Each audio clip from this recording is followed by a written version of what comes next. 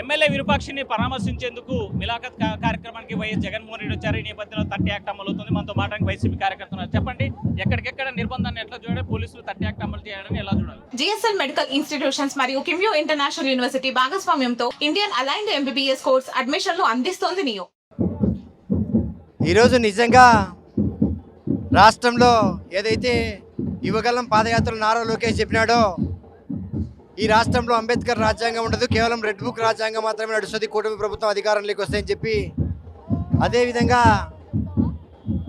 ఈ రాష్ట్రంలో కూటమి ప్రభుత్వానికి ఇంత పాజిటివ్గా 164 సీట్లు వచ్చినప్పుడు కూడా ఎదురు గాలిలో 11 సీట్లు గెలిస్తే ఆ 11 సీట్లలో ఉమ్మడి కర్నూలు జిల్లా నుంచి అత్యంత వెనుకబడినటువంటి ప్రాంతంలో వాల్మీకి సామాజిక వర్గానికి చెందినటువంటి బీసీ సామాజిక వర్గానికి చెందినటువంటి విరూపాక్షి గారు శాసనసభ్యునికి ఎన్నికైతే, అటువంటి శాసనసభ్యుని కూడా ఈరోజు రక్షణ లేకుండా వైఎస్ఆర్సీపీ కార్యకర్తలపై అక్రమాలు, దాడులు, దౌర్జన్యాలు రాష్ట్ర వ్యాప్తంగా జరుగుతుంది. మీరంతా చూస్తూ ఉన్నారు.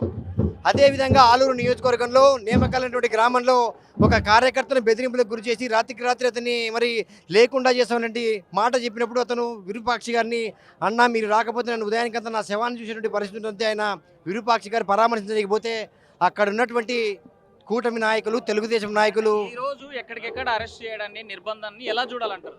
చెప్తా ఉన్నాం కదా, రాష్ట్రంలో రెడ్ బుక్ రాజ్యాంగం నడుస్తుంది, ప్రజాస్వామ్యం లేదు. ప్రజాస్వామ్యం ఉంటే స్వేచ్ఛగా జగన్మోహన్ అనేటువంటి నాయకుడు వైఎస్ఆర్ కాంగ్రెస్ పార్టీకి ఉన్నటువంటి ప్రభుత్వానికి పార్టీకి అధ్యక్షుడు, ఆయన మాజీ ముఖ్యమంత్రి, ఆయన జననాయకుడు. జనం ఆయన కర్నూలుకు వస్తున్నాడు విరూపాక్షి గారిని పరామర్శించడానికంటే జనం సున్నిగా స్వచ్ఛందంగా తరలి వచ్చారు. ఇక్కడ ఎవరి బలవంతం లేదు, ఎవరి సమీకరణ లేదు. మళ్ళీ వాళ్ళని రానియకుండా అడగడుగున ఇప్పుడు మేము ఎక్కడో నందికొట్కు నియోజకవర్గంలో ఒక మారుమూల నుంచి వచ్చాం. ఇక్కడికి దాటడానికి దాదాపు ఒక 10 నుంచి 12 చెక్ పోస్ట్ దాటి రావాల్సినటువంటి పరిస్థితి వస్తుంది. అయినప్పటికీ కూడా వీటన్నిటిని అధిగమించుకొని జగన్మోహన్ రెడ్డి గారిని చూడడానికి జనం వస్తున్నారంటే ఈ కూటమి ప్రభుత్వం యొక్క దుర్మార్గం ఎంత ఉందంటే మనమే అర్థం చేసుకోవచ్చు. రైట్. అంటే ఈ నిర్బంధాన్ని మనం చూసాం, ఎక్కడెక్కడ అడ్డుకోవడాన్ని, ఇవన్నీ చేయడానికి. అసలు మిలాఖత్కి వచ్చే సమయంలో ఇదంతా రాద్ధాంతము లేకపోతే ఇంత క్రౌడ్ అవసరం లేదుగా. మీరు చెప్పేది కరెక్టే, ములాఖత్కి వస్తున్నాడు కానీ జగన్మోహన్ రెడ్డి వస్తున్నాడు అనేది ములాఖత్కి వస్తున్నాడా, పెళ్లికి వస్తున్నాడా, లేకుంటే వేరే కార్యక్రమానికి వస్తున్నాడు. జనం జగన్మోహన్ రెడ్డి వస్తే ఏదో కార్యక్రమానికి వచ్చి చూడాలంటే సంతోషంతో ఉన్నారు.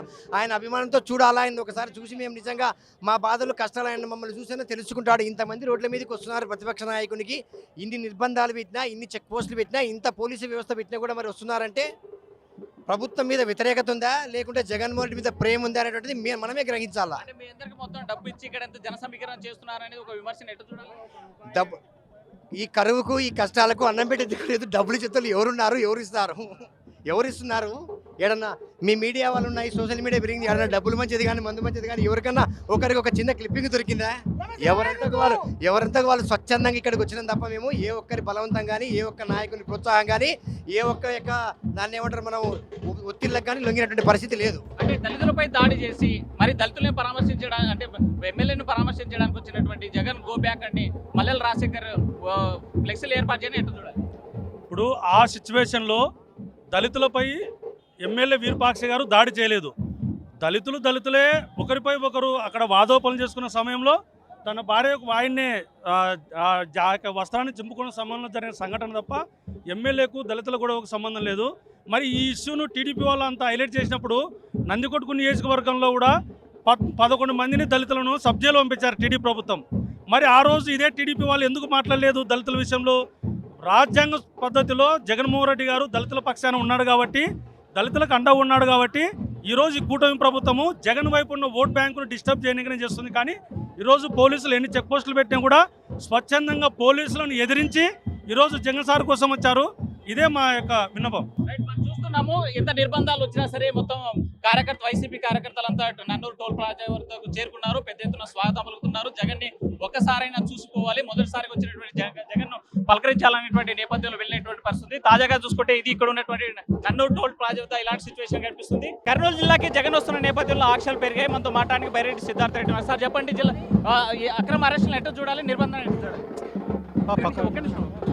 రాష్ట్రంలో ఏదైతే యువగలం పాదయాత్రలు నారా లోకేష్ చెప్పినాడో, ఈ రాష్ట్రంలో అంబేద్కర్ రాజ్యాంగం ఉండదు, కేవలం రెడ్ బుక్ రాజ్యాంగం మాత్రమే నడుస్తుంది, కూటమి ప్రభుత్వం అధికారంలోకి వస్తాయని చెప్పి, అదేవిధంగా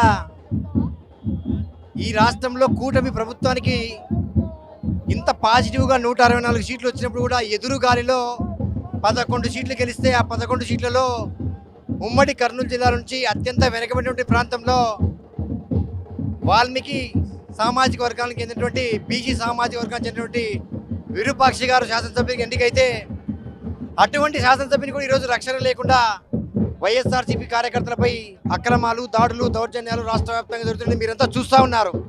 అదేవిధంగా ఆలూరు నియోజకవర్గంలో నేమకల్లినటువంటి గ్రామంలో ఒక కార్యకర్తను బెదిరింపులకు గురి చేసి రాత్రికి రాత్రి అతన్ని మరి లేకుండా చేస్తామన్నటువంటి మాట చెప్పినప్పుడు అతను విరూపాక్షి గారిని అన్నా మీరు రాకపోతే నన్ను ఉదయానికంతా నా శవాన్ని చూసేటువంటి పరిస్థితి ఉంటే ఆయన విరూపాక్షి గారు పరామర్శించకపోతే అక్కడ ఉన్నటువంటి కూటమి నాయకులు, తెలుగుదేశం నాయకులు ఈ రోజు ఎక్కడికెక్కడ అరెస్ట్ చేయడాన్ని, నిర్బంధాన్ని ఎలా చూడాలంటారు? చెప్తా ఉన్నాం కదా, రాష్ట్రంలో రెడ్ బుక్ రాజ్యాంగం నడుస్తుంది. ప్రజాస్వామ్యం లేదు. ప్రజాస్వామ్యం ఉంటే స్వేచ్ఛగా జగన్మోహన్ అనేటువంటి నాయకుడు వైఎస్ఆర్ కాంగ్రెస్ పార్టీకి ఉన్నటువంటి ప్రభుత్వానికి పార్టీకి అధ్యక్షుడు ఆయన, మాజీ ముఖ్యమంత్రి ఆయన, జననాయకుడు. జనం ఆయన కర్నూలుకు వస్తున్నాడు విరూపాక్షి గారిని పరామర్శించడానికి. అంటే జనం సున్నిక స్వచ్ఛందంగా తరలి వచ్చారు. ఇక్కడ ఎవరి బలవంతం లేదు, ఎవరి సమీకరణ లేదు. మళ్ళీ వాళ్ళని రానియకుండా అడగడుగున ఇప్పుడు మేము ఎక్కడో నందికొట్కు నియోజకవర్గంలో ఒక మారుమూల నుంచి వచ్చాం. ఇక్కడికి దాటడానికి దాదాపు ఒక 10 నుంచి 12 చెక్ పోస్ట్ దాటి రావాల్సిన పరిస్థితి వస్తుంది.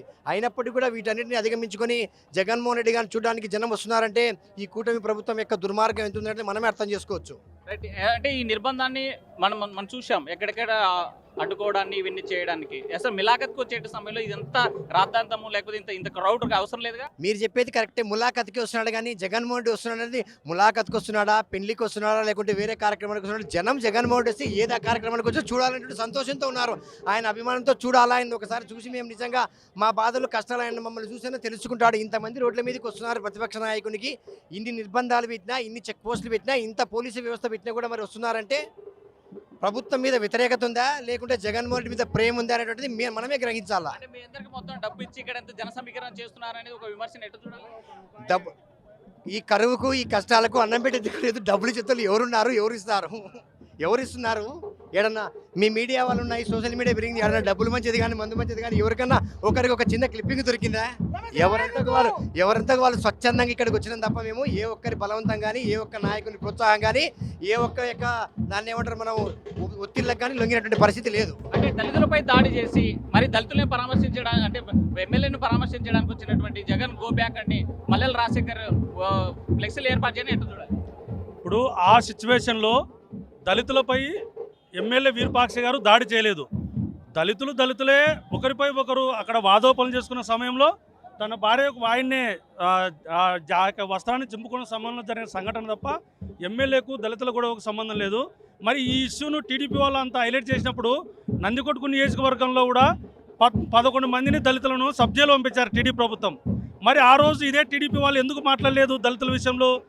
రాజ్యాంగ పద్ధతిలో జగన్మోహన్ రెడ్డి గారు దళితుల పక్షాన ఉన్నాడు కాబట్టి, దళితులకు అండ ఉన్నాడు కాబట్టి ఈరోజు ఈ కూటమి ప్రభుత్వము జగన్ వైపు ఉన్న ఓట్ బ్యాంకును డిస్టర్బ్ చేయడానికి చేస్తుంది. కానీ ఈరోజు పోలీసులు ఎన్ని చెక్ పోస్టులు పెట్టినా కూడా స్వచ్ఛందంగా పోలీసులను ఎదిరించి ఈరోజు జగన్ సార్ కోసం వచ్చారు.